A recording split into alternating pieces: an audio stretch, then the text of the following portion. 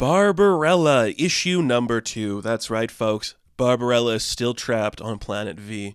What does that mean? It means the ratings are going up, folks. People like seeing a damsel in distress, even though Barbarella's not a damsel. This is kind of the meta take we needed for Barbarella right now, if that makes sense. I love this character a lot. I say that every single time we review a Barbarella book. And I think this issue is one I would show to people to be like, this is what the character is about. You know, she literally stops in the middle of a fight to be like, should we just not do this? Like, if you like me, you don't want to see me do this. And I think that's really important to talk about.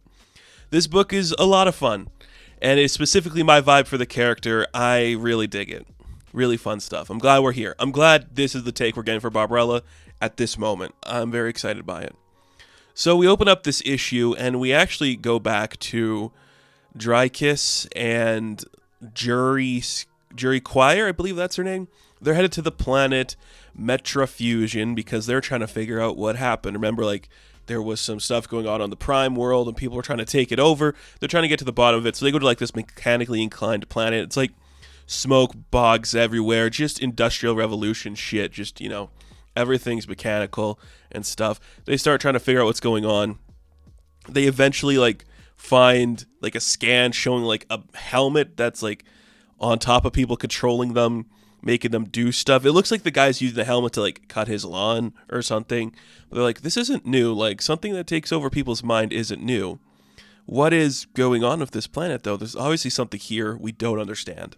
We see, like, a billboard that says, neuroconnective diodes.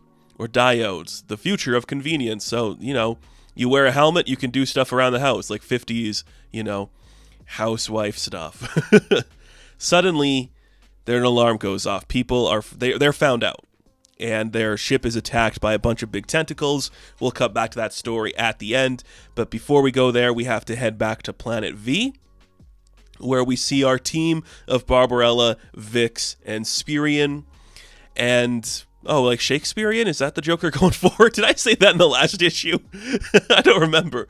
I'm guessing that's the joke they're going for. Whatever. That's funny. It's the robotic owl.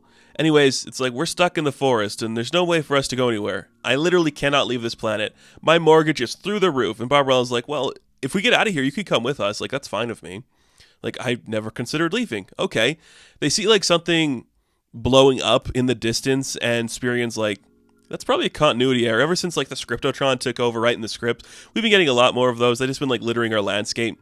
So they go to check it out, and that's when Barbarella realizes that it is Jacana. Jacana, she's the character that appeared in the first issue on the television show that Barbarella was watching.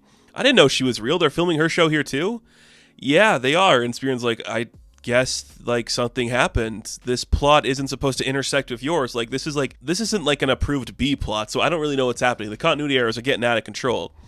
And Jacana notices, I'm like, you, the walking party favor and her giant pet squirrel, you stole my escape pod. They're like, no, we didn't. Spirian's like, no, it's a mistake. We're trying to locate a pod, too. And it's like, nope, the pod's mine. It's for me. I love it. Like, this is fun. This is fun. I always love a good counter interpretation to Barbarella in a Barbarella book. Like, she's so bubbly and fun and, like, open to stuff. And this is just, like, a dark-haired, scary lady. Like, I will kill you all to escape this place. Okay? I'll do it. Barbarella's like, I'm pretty sure I can, like, calm her down. I just have to talk to her, but, like, now might not be the perfect time. So Spirian's like, well, I got something that might help. I was trying to save this for, like, the climax. It's a Deus Ex Machina. It's, like, literally a bomb in the shape of a heart. And it's, like, made from the pheromones of, like, a Grizzak buzzard or whatever. So this could probably help. So Barbarella throws it. It hits Jacana. And then she steps up like, oh my God, you magnificent beauty. I'm all over the place. I love you. Just Jacana's like, you're Barbarella. I'm instantly going to fall in love with you like everybody else. And she's like, look, I'm very flattered. And if we had more time, I would say let's return to my hotel. And Vix is like, can we stop for a second, Barbarella? Like, I like that you do that, but let's get out of here, please. So Barbarella's like, where's your escape pod? Have you seen it? Can we use it? She's like, I mean, I keep hearing a voice in my head. Maybe that has something to do with it.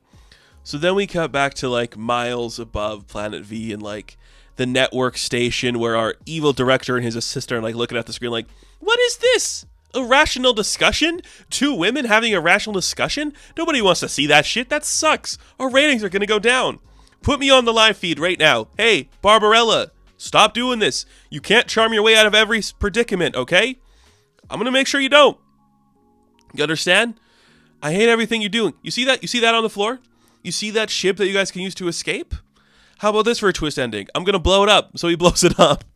And then he's like, you know what? You're never getting off this planet. Our ratings are so good because of you. You're going to be here season after season.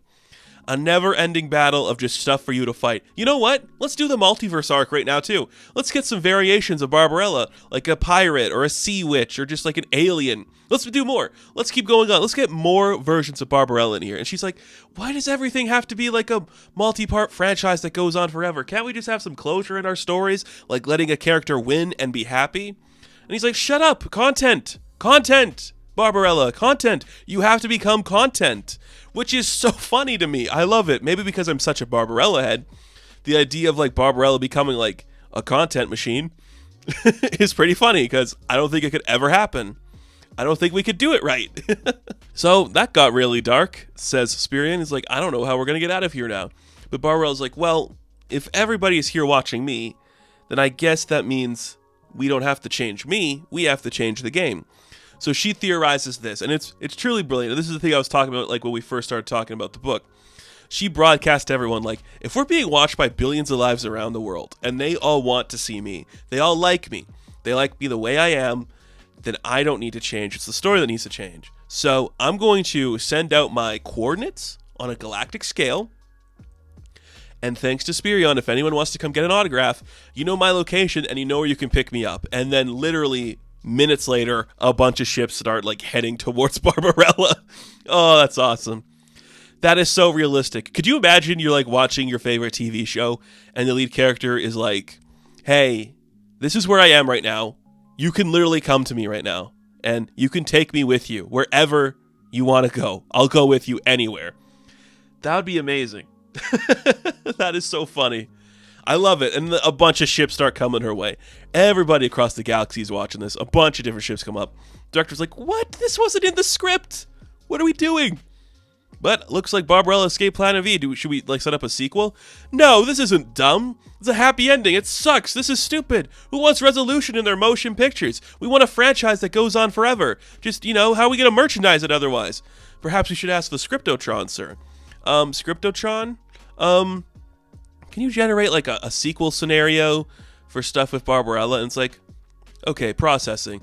Well, it's impossible to analyze what just happened. Barbarella defies logic. Somehow everything works out for her in the end, and the viewers love it for her. Perhaps we should change strategy. No more reboots, no more sequels, no more remakes. Let's just do fresh ideas. And then the director shoots the Scriptotron off a gun. I love that. That's because that's what it has to be. That is Barbarella to a T. We don't want to see a continuous story where her universe goes on forever and ever. It should always be a happy ending. That is what compassion is. That is what empathy is. That is what love is. That is what she needs to do. So you remember we saw all those ships try to pick her up? Well, the one that picked her up is a space trucker who's literally driving like an 18-wheeler. And he's like, hey, you having a good time in my sensory bath? And she's in a bikini in the bath. And like, this is great. This is awesome. I'm having a great time. Thank you for picking me up. Like, I'm so glad we don't have to do like a multiverse thing. It's awesome. But also like another version of Vix showed up. And Vix is like, what? Very cool. Like, oh, that's it. That's the stuff I want from Barbarella. Just the no-nonsense, well, my fans love me, so they'll help me. Yes. Thank you for that. Yes, I love that. And to wrap up this book, we'll cut back to the stuff with Jury and Drakus, and they're attacked by, like, the cops of this place. They start, like, blasting their way, trying to defeat them. It's not really working. Eventually, like, a mad scientist shows up. He's, like, the official floor manager of, like, the place they're at, because the whole planet's, like, a factory is essentially what they're doing. So they're going to be arrested, and they're going to be sent to jail, unless they do one of the things. They can have, like, a trial, or they can have, like, an execution right now, or they can make a call. And where's the call? It's, like, a single intergalactic communication to be made immediately, anywhere in the galaxy. Who are they going to call? Well, probably Barbarella, because obviously it's a Barbarella book. Oh, that's fun. That's where the book ends, and I love it. I love it. This is so interesting and cool. The artwork works so well for this character.